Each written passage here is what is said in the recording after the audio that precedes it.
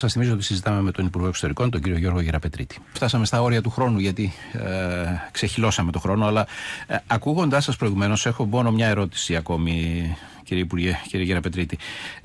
Λέει συχνά ο Ευάγγελος Βενιζέλος, το επανέλαβε πρόσφατα εδώ, ότι η ελληνική πολιτική ζωή πάσχει από το σύνδρομο της διερήχης. Δηλαδή το σύνδρομο που λέει ότι όποιος αγγίξει ή προσπαθήσει να λύσει ένα από τα εθνικά θέματα, αυτομάτως παίρνει απάνω στο πέτο του την ταμπέλα του μειοδότη, του μειωμένου εθνικού φροντίματος, αν όχι του προδότη.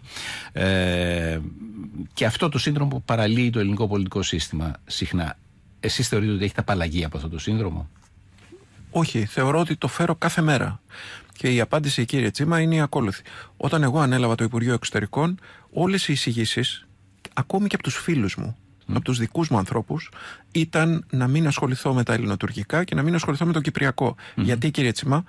Διότι στην περίπτωση αυτή μόνο να χάσεις έχεις και όχι να κερδίσεις ως άνθρωπος.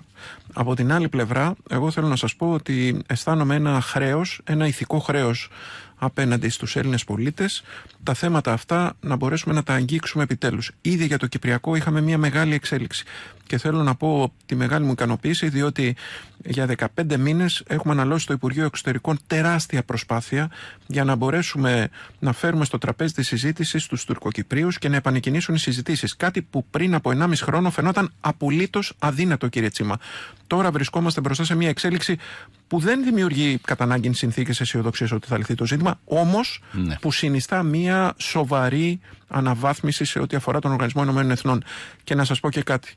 Αν είναι να αφήσω μια μεγάλη παρακαταθήκη για τη χώρα μου, για τις επόμενες γενιές, να είναι μια γειτονιά η οποία θα είναι ήρεμη, μια Ελλάδα της αυτοπεποίθησης, της σταθερότητας και της υπερηφάνειας, ας χαρακτηριστώ και μειοδότης.